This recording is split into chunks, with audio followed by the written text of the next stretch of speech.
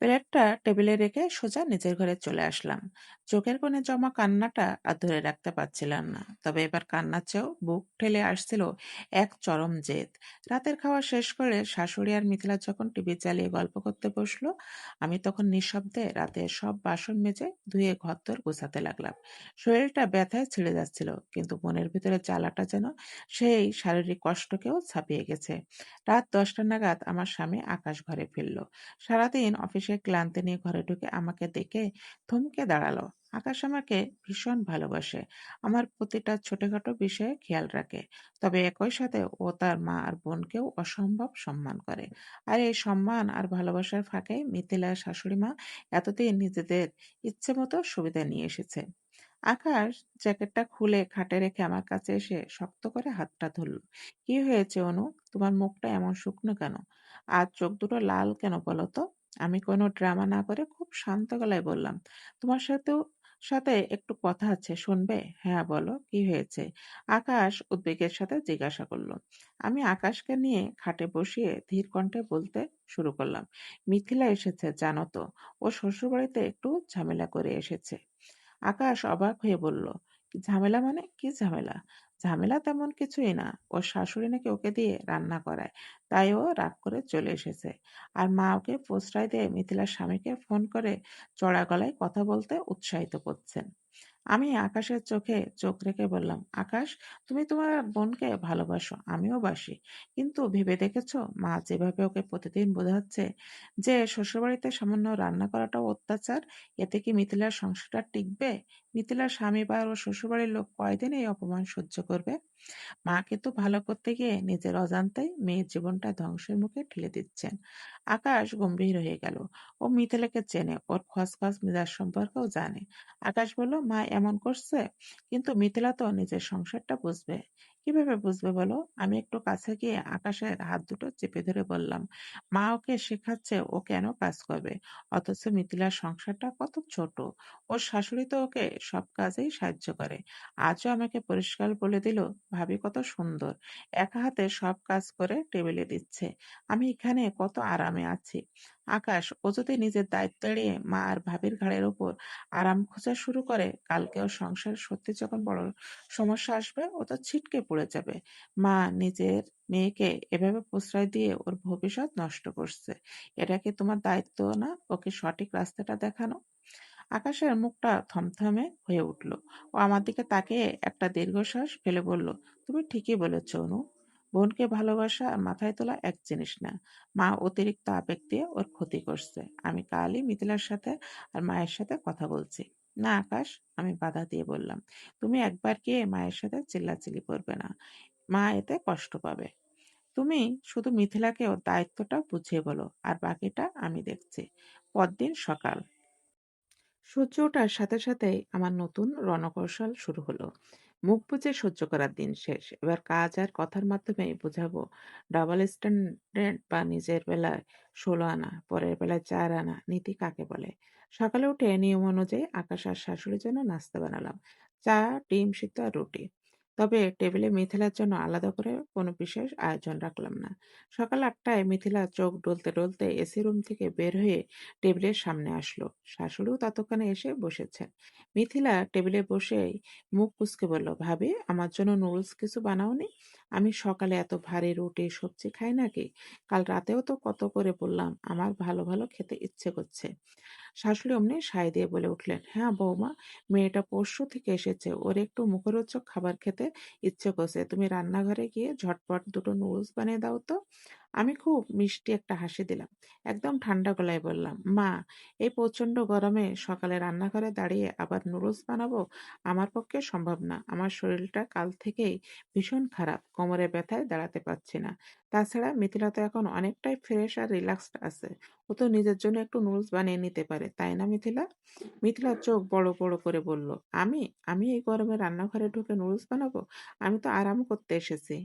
আমি ধীরে সুস্থে টেবিলের উপর চায়ের কাপটা রেখে বললাম, ও তাই তো, আমি ভুলেই গিয়েছিলাম, তোমার শ্বশুরবাড়িতে 3 বেলা রান্না করতে হলে সেটা হয় অত্যাচার আর খাটুনির সংসার। আর ভাবির বাপের বাড়ি এর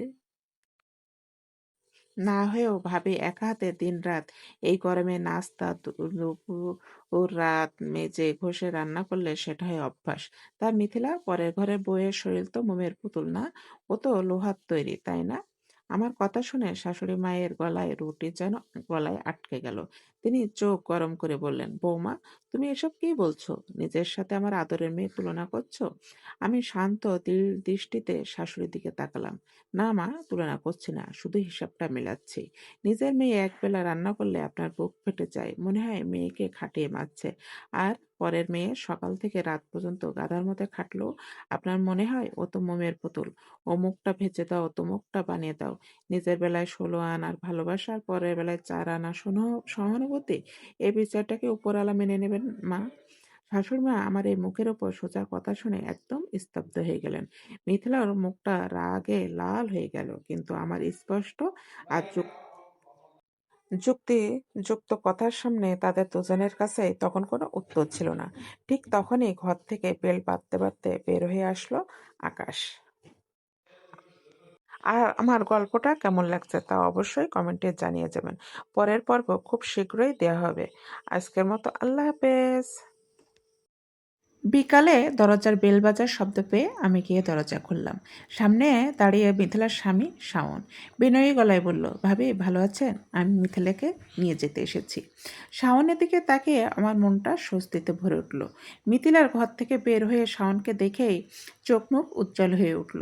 মুখ ফুটে কিছু না বললেও স্পষ্ট বোঝা যাচ্ছিল এ কদিন রাগের আড়ালে সে মনে মনে স্বামীকে ভীষণ মিস করেছে।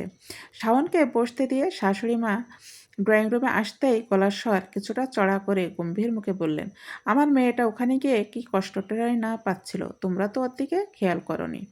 শাশুড়ি মা হয়তো শাওনকে আর দুটো কথা শুনিয়ে ছোট করতে চেয়েছিলেন, কিন্তু তাকে থামিয়ে দিয়ে মিথিলা নিজেই চট করে বলে উঠল, মা থাক না, তুমি থামো তো।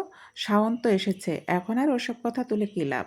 মিথিলার মুখে এমন কথা শুনে শাশুড়ি মা বেশ অবাক হয়ে মেয়ের দিকে তাকালেন। কোনো নাটক ছাড়া মিথিলা যে এভাবে পরিস্থিতি সামলে নেবে তা তিনি আশা করেননি। সন্ধ্যায় শাওন আর মিথিলা আলমারি থেকে গুছিয়ে রাখা ব্যাগটা হাতে নিয়ে আমার দিকে তাকিয়ে বলল, ভাবি আমরা আসি তাহলে?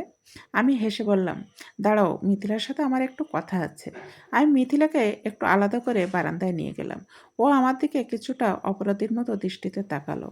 আমি ওর হাত দুটি নিজের হাতের মুঠোয় নিয়ে খুব নরম গলায় বললাম, মিথিলা একটা কথা বলি, মনে করো না কিছু।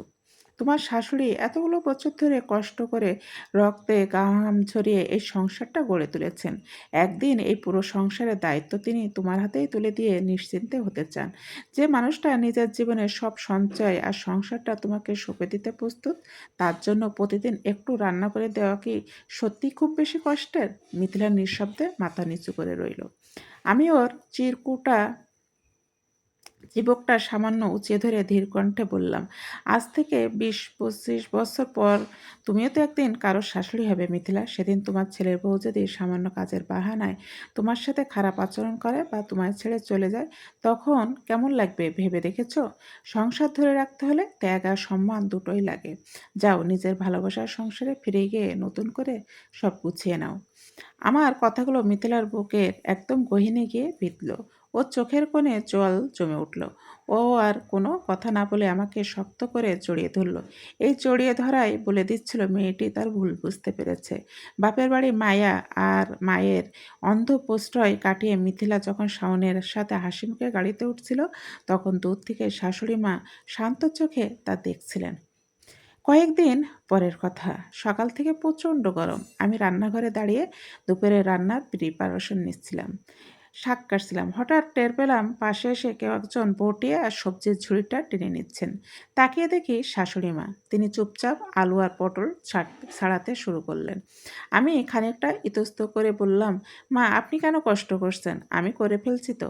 শাশুড়ি মা আমার দিকে তাকাতে পারছিলেন না। নিচুর গলায় বলল, না বৌমা, এত বড় সংসারে একা হাতে রান্নাঘরে ঘাম ঝরানো সহজ কথা নয়। এতদিন ধরে ভুলটা আমারই ছিল। নিজের মেয়ে আগলাতে গিয়ে পরের ঘরের একটা মেয়েকে কতটা কষ্ট দিয়েছি তা তুমি আর আকাশ চোখ খুলে না দিলেও হয়তো কোনোদিনই বুঝতে পারতাম না। তিনি আমার মাথায় আলতো করে হাত বুলিয়ে দিয়ে বললেন, তুমি ঠিকই বলেছিলে বৌমা, নিজের বেলায় 16 আনা আর পরের মেয়ের বেলায় 4 আনা ভালোবাসা কেন কোনো বিচার হতে পারে না। তুমি তো পরের মেয়ে নও, তুমি তো এখন এই ঘরের আসল আলো। আজ থেকে এই সংসারের সব কষ্ট দুজন মিলে ভাগ করে নেব। কথাটা শুনে বুক চিরে এক দীর্ঘশ্বাস বের হয়ে গেল, কিন্তু সে দীর্ঘশ্বাসে আর কোনো যন্ত্রণা ছিল না, ছিল এক অসীম তৃপ্তি। নিজের অধিকারের জন্য চুপ না থেকে শক্ত হয়ে দাঁড়ানোর ফল যে এত সুন্দর হতে পারে তা আজ পরম বা আনন্দে উপলব্ধি করলাম। পরের ঘরের বউ হয়ে আসা মেয়েটা আজ সত্যি সত্যি এই পরিবারের আপন বড় বউ হয়ে উঠল। গল্পটা কেমন লাগলো অবশ্যই কমেন্টে জানিয়ে যাবেন। আগামীতে আরও নতুন কোনো গল্প নিয়ে আপনাদের মাঝে হাজির হব। আজকের মতো আল্লাহ হাফেজ। সবাই ভালো থাকবেন, সুস্থ থাকবেন।